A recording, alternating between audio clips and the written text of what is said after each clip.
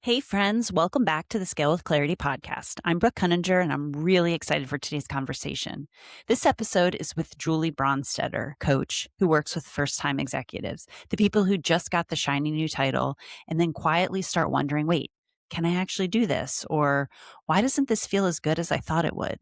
Julie has this incredible way of blending grounded strategy with what we might call woo, except it's not woo. It's actually the stuff most of us ignore for way too long. Your values, your body's signals, your intuition, and the patterns your brain has been running on autopilot for years. In our conversation, we talk about why just because you're good at something doesn't mean you're meant to keep doing it. The difference between desire fear and misalignment fear, like butterflies versus nausea. How values work can unlock clarity way faster than trying to think your way to the answer. And Julie's personal turning point during COVID, navigating grief, burnout, and the moment she realized she'd completely lost herself and needed to choose a different path. We also get into what it really looks like to start over without having the whole plan, not in a dramatic burn your life down way, but in a micro test, one conversation at a time kind of way. If you've ever felt like you're accomplishing all the right things, but you're not as happy as you thought you'd be, this one is going to hit. All right, let's jump in. Welcome to Scale with Clarity, the podcast for entrepreneurs who are building a business and a life that actually feels good. I'm Brooke Koeninger, fractional CFO, strategist, and mom of three. And I've learned that scaling isn't just about hitting revenue milestones. It's about finding alignment between your big vision and your everyday reality. Each week, you'll hear honest conversations with founders who are redefining success on their own terms. We'll talk about the pivots, the aha moments, and the tough decisions behind the scenes. Plus, the surprising ways entrepreneurship becomes the greatest personal growth journey of all. Whether you're dreaming of leaving corporate, navigating the messy middle, or trying to grow without burning out, this show is here to help you scale with more clarity, confidence, and ease. Because building a business should expand you, not deplete you. Let's scale with clarity together.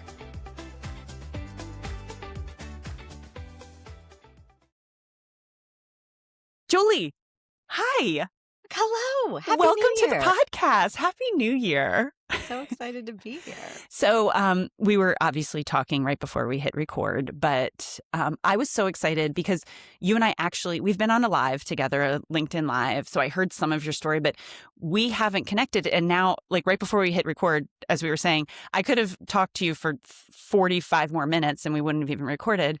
But I am excited because I want to hear your story and I haven't had a chance to just like one-on-one, like talk through with your journey and stuff, which I know is going to resonate with so many people who are listening. So can we start with just introduce yourself and what you're into now and what your job is? Yeah. So I'm actually taking the Simon Sinek approach. I'm going to start with why I do what I do, if that's cool. Of course, take it. So I love inspiring leaders to own their truth and trust the process, because at our core, our truest of truths is our pure, authentic, confident selves. So I became a coach working specifically with first-time executives to wire their brain in a way that allows them to access that truth more often, so that they're not only leading more confidently, but they are living a life more confidently and as their authentic self. I mean, how many people, let's just pause.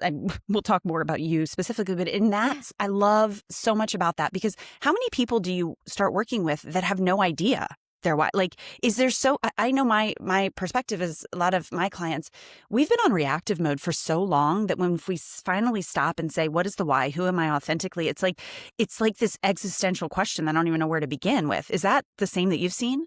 Totally. Absolutely. And you can't just start like first session, right? Like, what is your why? Why are you here? Because it is such an existential question, and just it's very overwhelming to think about, especially when you're in your late 30s, early 40s, mid to late 40s, and you're like, how have I lived this long and I have no idea who I am right now? So like we start small, right? And I know you're a big proponent of values work. Yes. So that's where we start. And it's not just like, these are the 3 to 5 things that are like most important to me. It's like, what are the 2 values that bring you the most fulfillment and purpose in life?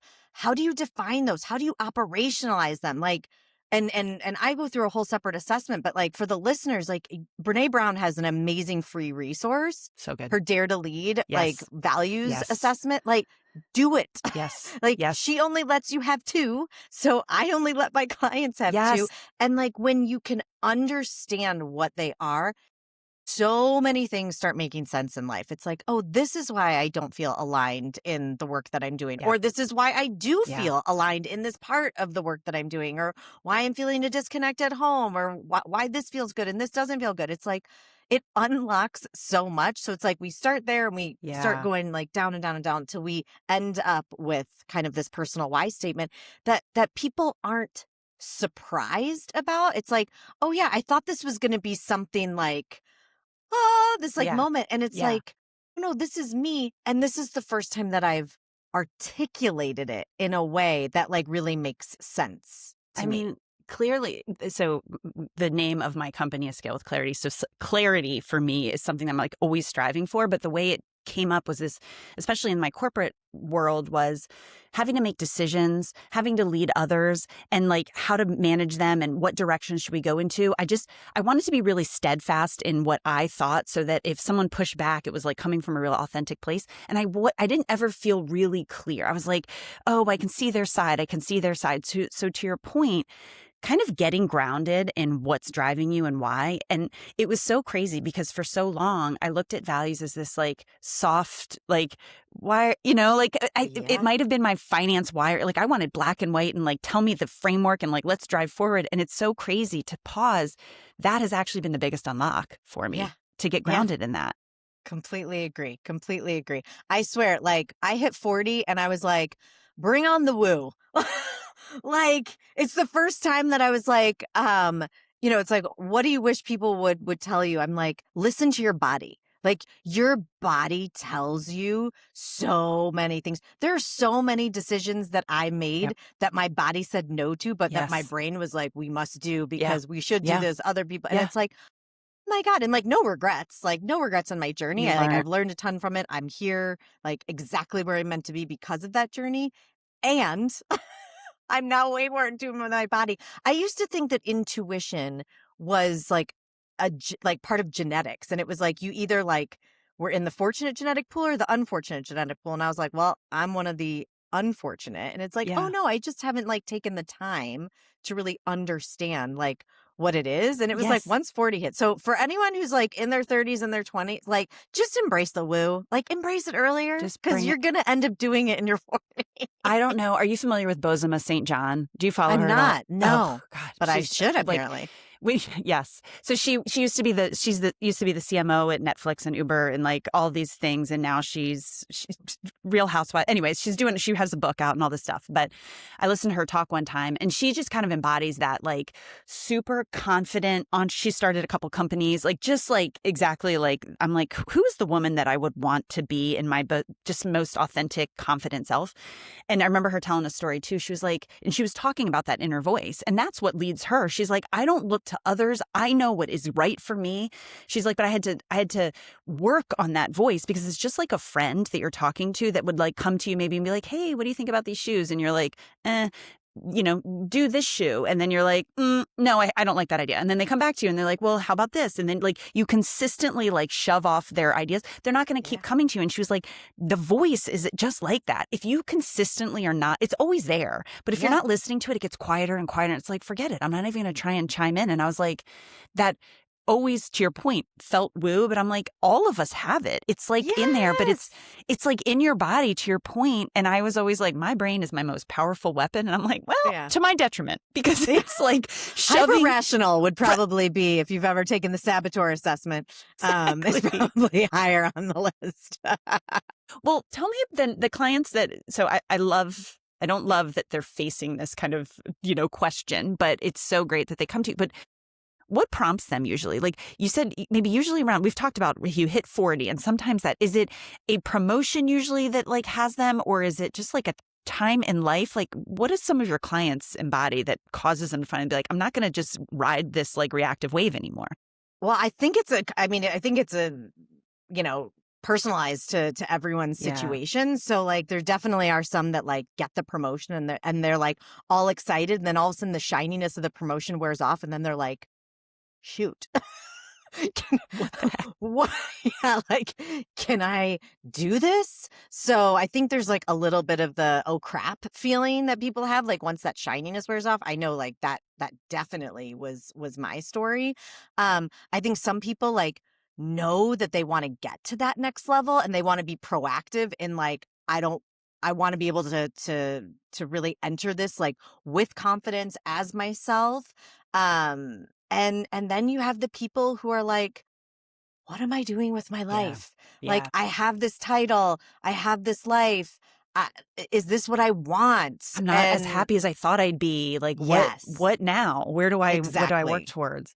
Exactly. And everything in between. Yes. Well, so for you, you were really clear at the beginning of this, like articulating your why. And I love that. But I have to imagine if we go back, you said you kind of discovered woo later on. Yeah. Walk me through before, like what prompted you to start this journey too and start figuring out like what you were, because you were in a traditional job It before. was. Yeah. What were you in before, and kind of like what was that thought process leading up to maybe there's something else, or I need to start discovering for myself what this is? Yeah. Okay. So let's take kind of like a bigger step back. So coaching is my career 3.0. So I started my career in advertising, client services side, worked in the advertising field for about 10 years. And literally I was 28 years old. And one day I literally Googled who to talk to when you don't know what you want to be when you grow up.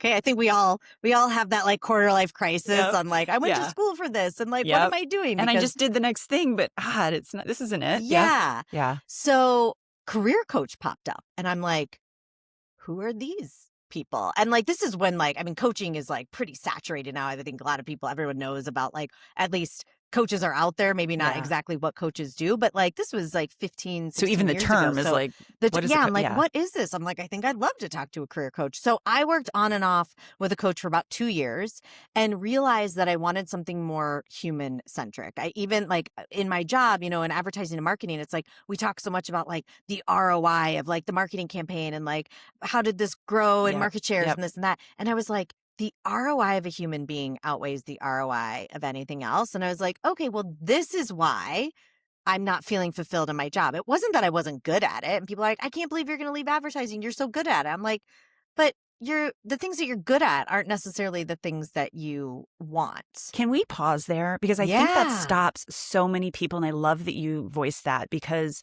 just because you're good at something and just because you can do it, which is what stopped me forever, is like, I can do this. I can totally. It was like an ego driven thing. Doesn't mean you're meant to and you should. And that Yeah. also doesn't mean when you opt out of it that you're saying you can't do it or it's too much or you're waving the white flag. It's like you're choosing something different. And that there's real power in that too. And admitting and knowing and saying, I'm going to go towards whatever it may be. So thank you for voicing that too. Yes. And it was the first time, like when I had that aha moment of like, I want something more human centric. And all of a sudden I was like, what if I got into HR at an advertising agency? Like I have the experience, like, and then like someone in HR could be like, I was one of you. Cause a lot of times people are like, you don't know what I'm going through. I'm like, no, I do. Actually do. Yeah. And that was my first woo moment that I felt in my Mm, bones that I'm like, oh my God, like I'm going to do this. And like all it did was plant the seed for me. I didn't make a change for 4 years, but having that knowing released so much pressure of me. Like when I was unhappy or feeling stressed, I'm like, oh, I'm not going to do this forever. I'm going to yeah. get into HR. Like Yeah. that's what I'm going to do. And when I eventually made the move, it was like, yay, I did it. I've made like I Yeah. Yeah. to do. Okay. then, then I had to go on that journey. And the end. Right. Fairy tale was done. Or not. 5.5 years in the HR space. And I ended up as the head of HR at a pretty iconic Chicago brand. And what I realized is that the further I went up the corporate HR ladder, the further away from the humans I really got. Or like the further it felt that I was like really separate. It was just becoming more about the corporate politics and like how do we how do we serve the organization? Like Yeah. what's going to like being risk averse for the organization versus like really looking at the humans. Did you recognize it in the moment? Like, were you clear on like, I need to be closer to humans. This is getting me further away. Or is it just like you have mentioned before, this feeling that was just like, I'm like moving up the ladder that I'm working hard for, but I'm not feeling more or better about it. Like, what was the feeling for you through that? So I think this is where it's been more in reflection that I've Yeah. known, because honestly, when I was working as like a senior HR manager for a few years at an advertising agency that I'd worked at before. So that felt like a really nice, comfortable, but a stretch move. When I got the role as a director at this next organization, it was a shiny title. Like they didn't really have an established HR team. So it was a shiny title. I was like kind of like stepping into like a brand new department at this shiny organization. Externally, everyone's like, oh my God, this is amazing. I'm like, this is amazing. It was very egocentric. But inside, I was like, I don't want to do this Yeah. at all. Yeah. I was terrified. And like, people talk about like, oh, well, you got to do the things that scare you. And I Yes. agree, when the things that scare you are a pull versus a Yes. push. Yes. Yes. Say that again too, because that is what drove me. And I think so many people, that's what pulled me, is it didn't feel in alignment, but I was like, Brooke, you've got to just like, it's the next step to learn to be more assertive or, speak up more in whatever it may be, instead of looking internally and be like, I think this is actually wrong. And it doesn't mean that I can't be like, do hard things and continue to grow, but you've got to know the difference. If it's externally driven, ego driven, if it's pulling you versus you are like, this is lighting me up. It's a little scary, but it's like jumping off of like out of a plane or like, going on some adventure where you're too high off the ground and you're like, it's an excited Yes. scariness. So yes, I love that Yes. you've voiced that. Yes. I felt that same thing. Yeah, Brene Brown calls it desired difficulty. Yeah. Like when we're pulled to do something so scary, but like everything inside of us is like, this is exactly where I'm meant to go. This role, like my last kind of corporate HR role, was a push. Yeah. And it was almost like I was, on the airplane, like getting ready to like jump out of it. And I'm like holding back, like, wait, like I know I have the parachute and like I can land on my feet, but like I don't want Yes. to do this. Yes. But, everything in my brain and everyone around me was like, what an opportunity. You got to take it. You got to go. And that's what drove it. So I remember my progression too. There was a role, it was chief of staff for like one of the networks that like was like really shiny. I was in media and it was like really shiny and like people were like, oh my God, that's awesome. You have like some really big hits on TV. And so I was really excited going into it with the like idea of what it could be.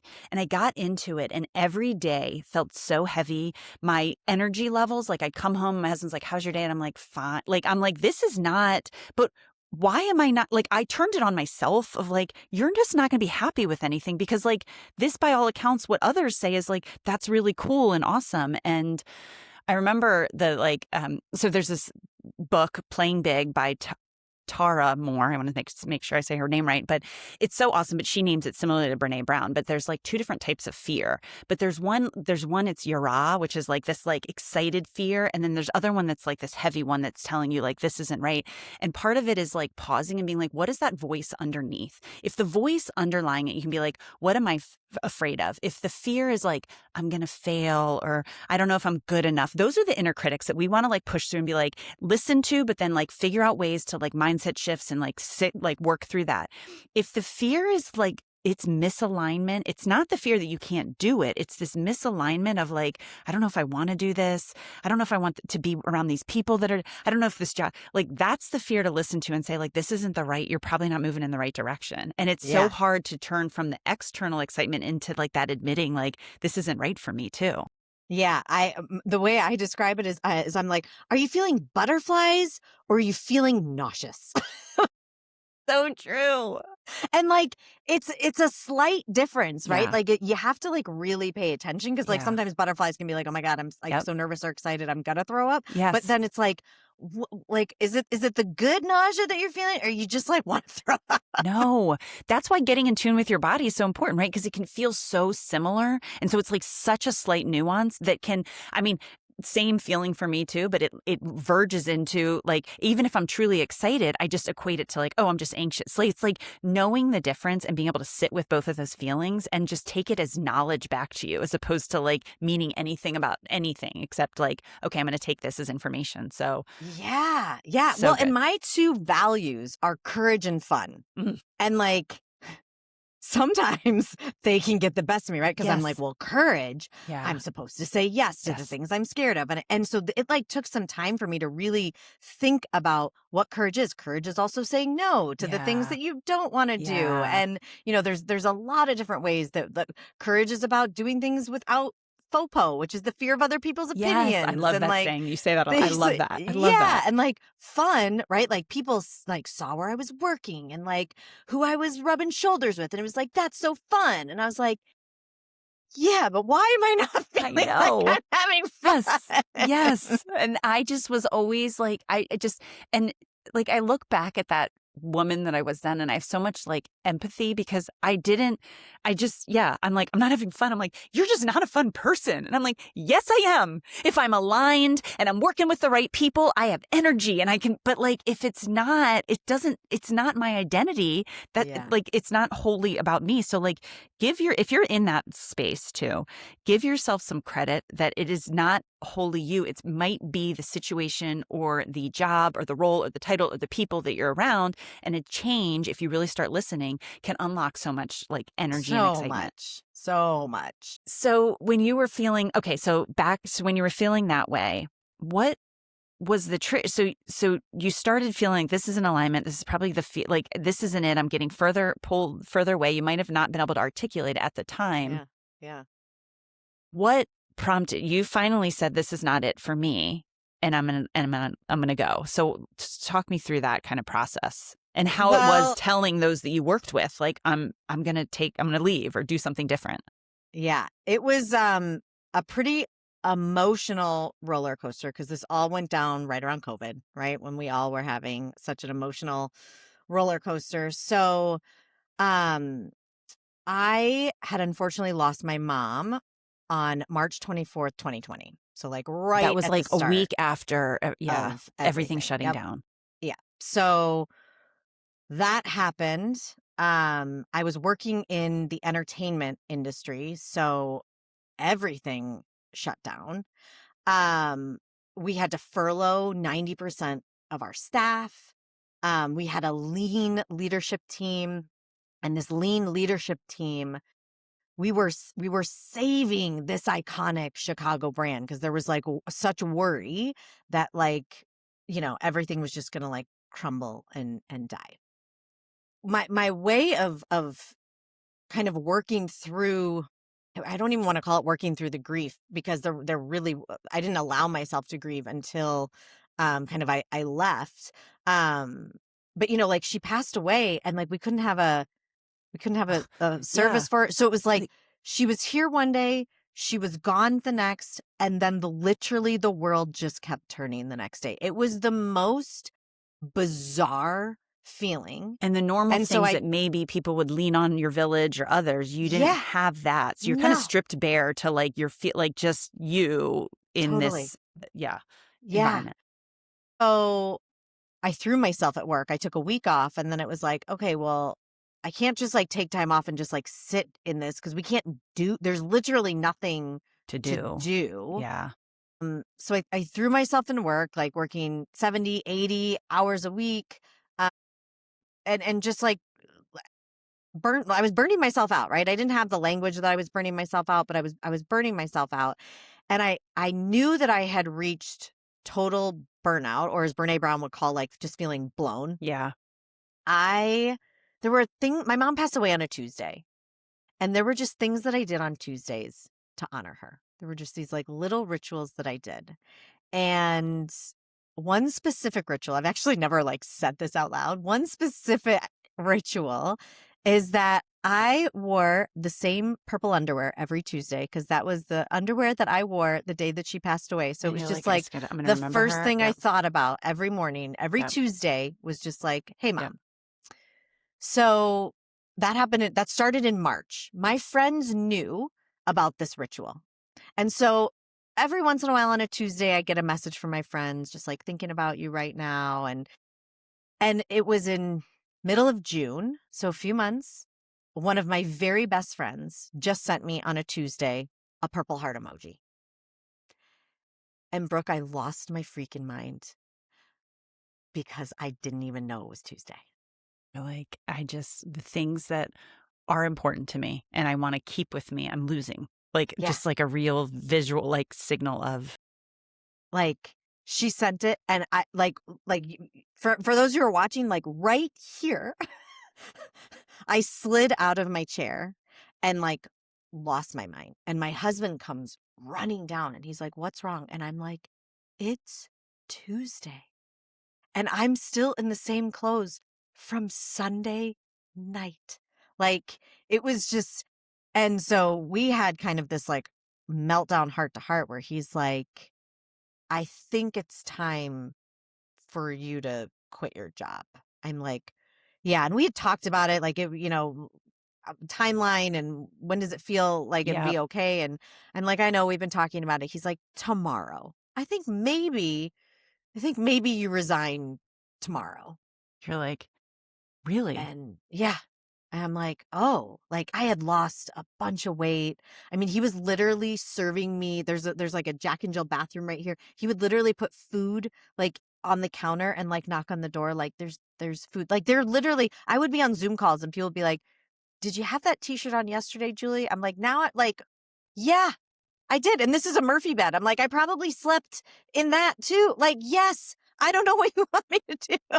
I'm trying to save this company. It was like all of your, if I can just forget my feelings and just throw it all into this. But Yes.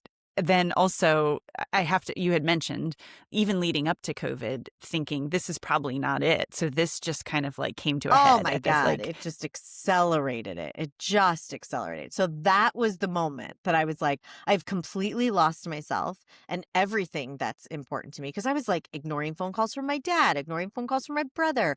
We hadn't even had like a small memorial service for her yet. So it was just like, what am I doing?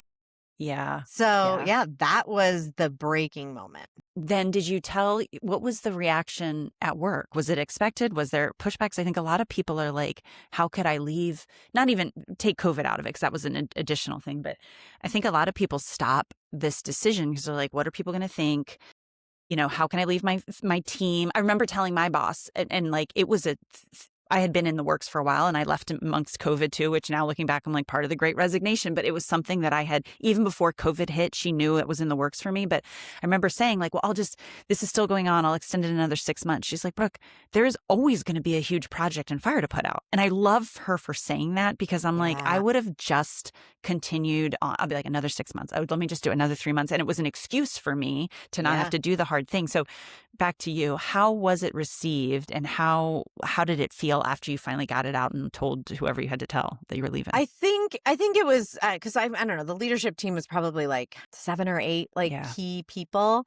I would say it was like half and half. Some like half were just like, I'm not surprised, and then the other half were like I thought you'd be met here with for silence. I'm like, so I'm resigning. And like one there were 2 guys who were partners in Toronto. They were like running and get coffee, and they like, had their masks on and like we're like on FaceTime, and I'm just like, okay, not how I wanted to tell you guys, Yeah. but like I'm resigning. And they're like, stop. Stop the order. He's like, what did she just say? She said, Julie's resigning. They're like, Like, what? And so I had given 3 weeks notice, yeah. which I thought was like fair. Yeah. I'm like, I'm not gonna like bow out after 2. And I gave them 3 weeks notice plus a week of like me being like behind the scenes. Yeah. And then some stuff happened in that first week, and I was like, you know what? Today's my last day. It's almost Goodbye. like once you've I like to say, like, remove the mask. So, like horses are racing and they have like those blinders on or whatever. Yeah. Once you've moved it and be like, nope, I'm going to move to something that I know is like, I don't know what it is, but something different. Even the littlest things, you're like, I would have put up with no more. It's almost like you're like, I can't, like you see in like colors again of like all of the things that are like not in alignment. So Yeah. Well, and what's funny is there hadn't been an all company announcement that went out yet. And so like when I said like today's my last day, that was then the company announcement where I was like, update. They put a virtual happy hour on my calendar as a farewell that I declined.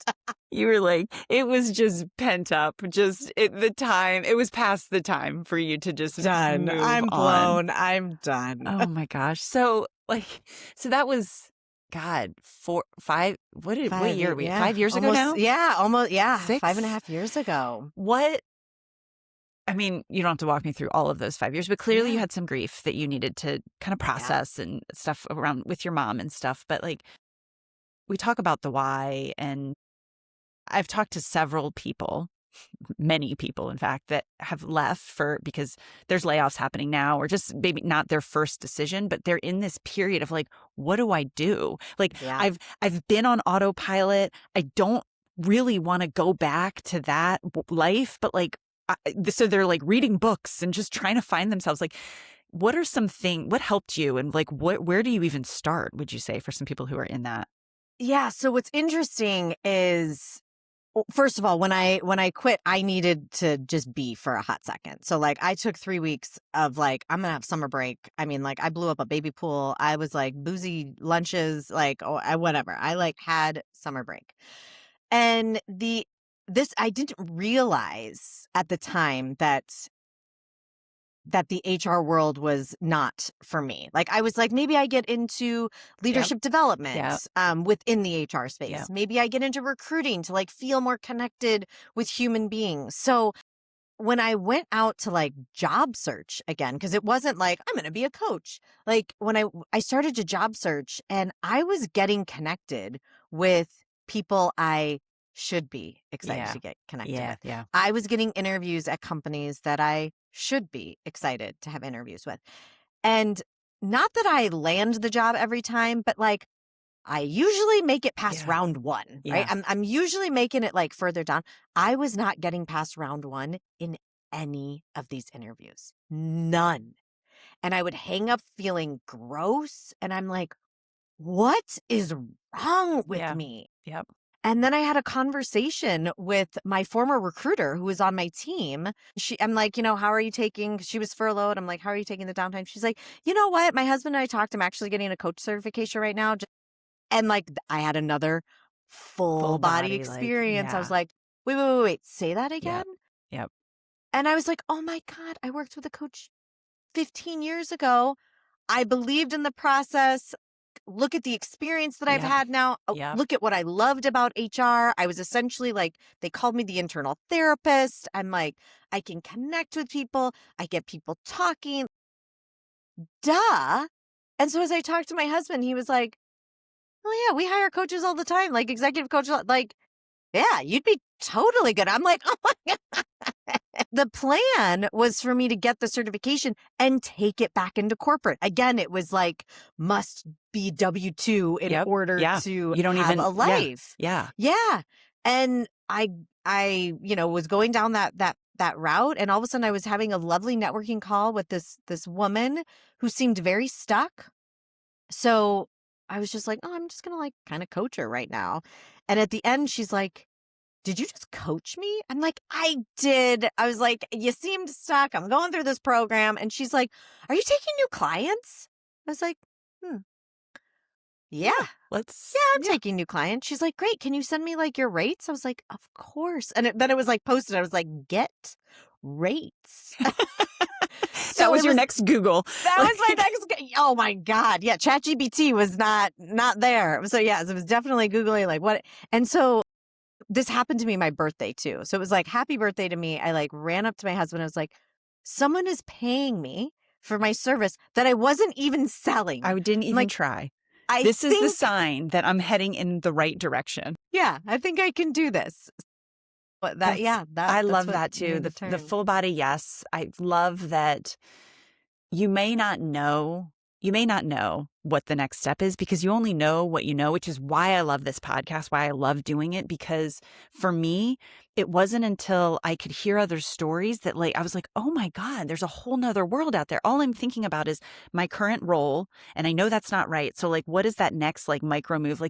How you would build a resume in an interview, say oh, I've done this. So it's a slight pivot, but still in the same lane. I minimized the skill sets, the things in my past that actually lit me up that wasn't necessarily on my resume. You talk about working with a coach in the back, you're like, I hadn't even thought of that Yeah. until you hear other stories. But then listening to that and pausing and being like, that's really exciting. And let me try this out. Because the other thing I really believe in is these micro tests, which is essentially what you were doing. You found someone Yeah. and you're having one conversation. You're like, did I enjoy this conversation? Did she get anything out of it? Yes and yes. Let's keep Yeah. doing that. It can Exactly. be not this huge, existential, I've got to figure it all out now. It can be just kind of these things of oh, that sounds really cool. What's the next step? And it's oftentimes the people you already know that you're going to help or that have already been to you and that already trust you. It Yeah. can be. Well, and as I talk to my friends about it, they're like, oh, you're our go-to person to it's Oh, okay. And you know what, Julie, we were talking about before we recorded too. And I want to say both of us talked about, it feels like we've gotten really clear. It's taken a while, but it's been this internal mindset. But what I also acknowledge is as clear as I feel now on the people I want to work with and the services I want to do and what lights me up, I also am open to know that could change. Like you said, you're in 3.0. Who knows what 4.0, Julie, will be? But Yeah. I think what I've gotten better at and the skill set that I've developed is listening to that and not pushing it away. And when the time is right to pivot again. But every time I have a conversation, everything I'm doing, I'm pausing. I'm trying to pause and remind myself, does that excite you still? Does that light you up? So I come with this real curiosity into what I'm doing in the life and the people I'm around versus before it was I always, it's it was react, it was just okay, what's the next thing that needs to be done? And so Yeah. I want to acknowledge that it's never ending and it could change again. But what you find is you get really better at being and that's what you said, this steadfast, grounded in your values of that feels right and that feels wrong right now. Yeah. And you get better at that. Well, and this is what my program and my coaching is all about because Brooke, you've wired your brain in a way now to see what is next through the lens of curiosity, possibility, compassion, right? That's through a positive lens. People when they think about, oh, I just need to be more positive and I need to throw my rose-colored glasses on. It's no, life is going to throw you curveballs. Yep. Do you want to look at that curveball through the lens of curiosity, possibility, innovation, creativity, or do you want to look at it through the lens of stress, judgment, fear? Right? It's the same thing is happening. Same. And if you look at it two different ways, you can approach it so much differently. It's so true. And you're absolutely right. It's kind of, we hear it a lot. So maybe you can brush it off, easier said than done. But somebody, I don't know if this will resonate, but somebody had equated it too. Because I was talking about how there's no failure. We always hear that, you're learning every single time. And again, I used to turn it on myself. You just power through and but I didn't learn from the fail. There is no failure, but it's just curiosity. Oh, okay, why? Maybe did I not like doing that? And so I waited till the last minute to, there's always something to learn in it. But someone had equated to especially kids nowadays, are so online and there's everything's online and gaming and all this stuff. And we always look at getting if you're into that, you quote, fail a level or something, you're oh, okay, now I know what to do different. And I'm why do we look at life? Life is literally, it should be a game and it should be light and to your point, and it should be exciting. And we look at it with curiosity and okay, how do I do that again different, and figure that out. And I now consciously get that. And I think I'm living that more, but it's still something I have to tell myself every day and remind myself, it is a choice. And that doesn't mean bad things aren't going to happen, bad things. But to your point, how do we want to look at it and how do we want to respond to it? And where do we want to move from here going forward? Exactly. My coach certification program, there's a core principle. I can't remember it word for word, but it's something like life is a perfect adventure, a game that cannot be won or lost, only played. And so, yeah, just play the adventure Yeah. and recognize that every outcome and circumstance can be turned into a gift and opportunity if you choose that. Yeah. And Now, I will never tell anyone that losing my mom was a gift or an opportunity. And we're going to lose people. So, what am I going to do with that loss moving forward? How can I find meaning to move forward in a way that feels purposeful to honor her yeah. versus staying a victim and living in the loss? And I would not be doing the work that I am today if I wouldn't have lost my mom in that moment. And do I wish that I was miserable at work and my mom was still living? Yes. Yes. Yeah. But if I can't have that, at least I'm Yeah. feeling fulfilled and that I'm doing something that I know, like she was my coach. So it's like, I Yeah. know I'm I'm here on the like inside out, like, Yeah. right. Like with her, I'm feeling her on like the inside out. So I shit's think, going to happen. yeah, I love that. And I love that. We can honor two things can be true. We can have something not like your mom, something horrible happen. And you can learn from that and figure out how you want to take that moving forward. And that doesn't mean that you're grateful or there's gratitude of what happened, but it does Right. mean you have a choice in every single moment. And so Exactly. I think a lot of us are like, well, I spent so much time in our jobs, or I did, I'm here. And it's like, that doesn't mean that you have to have wasted the last 10 years, or that doesn't mean that you have, but you're at a point now, and think about what do you want going forward? And that's where I reach this pivot point of like, I don't, the fear of regret of not making a change was bigger than the fear of like, what does the future look like? And so that is what prompted me to be like, I'm just going to see what this is and figure it out. And I know my ego's going to have a hit, and I'm going to not know what, I'm going to see others. Yeah. There's going to be comparison syndrome and all that type of stuff. But the fear of regret of like continuing this path was getting to be too great. And so that's why I love what you're doing too. I think it's so needed, and there's so many people at a point, especially, I say all the time that we've been through COVID, like, God, there's been like the last decade has been crazy. I think there's this real push to people awakening to like this, it doesn't have to be this way anymore. And there's a real choice in employees now on like, what does my future look like, instead of like, I just got to take whatever is given to me in that concept. And that starts with really getting to know yourself. So how do people work with you? Where can they reach out to you and find more about you? And I know you're doing some things online too, which are really cool around mindset. So can you tell us a little bit about that? Yeah. LinkedIn is like my primary hub. If you want to follow me there. And it's a long last name. So Julie Bronsteatter. Same. Yeah. Look at the spelling. We'll put it in the show notes. Yeah. J Bronsteatter Coaching. You can find me. I have a masterclass coming up called How to Build Mental Fitness. You can find a live event for me every month. That's a goal this year, a live webinar every month. So if you can't catch this one, catch the one next month and keep following along. My program's called the Rewire Blueprint. It's a 5-month program where phase 1, we rewire your core, where we're identifying your values, we're getting to know your superpowers, we're identifying that why statement, we're rewiring your brain, where we are literally rewiring neural pathways in your brain that are accessing the negative region of the brain to access the positive region more often.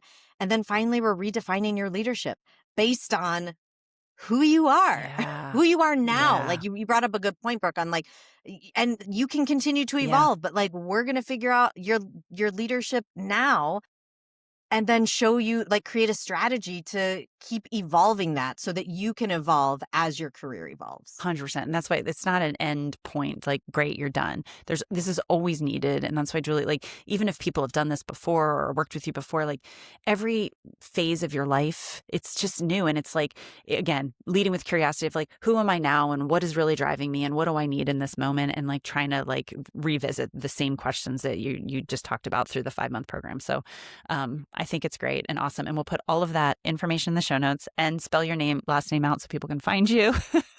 Same. I tried to just shorten to Brooke K because it's too hard. So we'll put that all in the show notes so people can find you. Great. Thank you for sharing your story. I appreciate you coming on here. And I think there's so much in what you're helping others do that people can learn, and also from your own story, sharing that people can learn from, because I know a lot of people are feeling that similar way right now. Like, where I'm at a point, like, what do I do next, and where can I go from here? So thank you. Thank you. It's been really fun.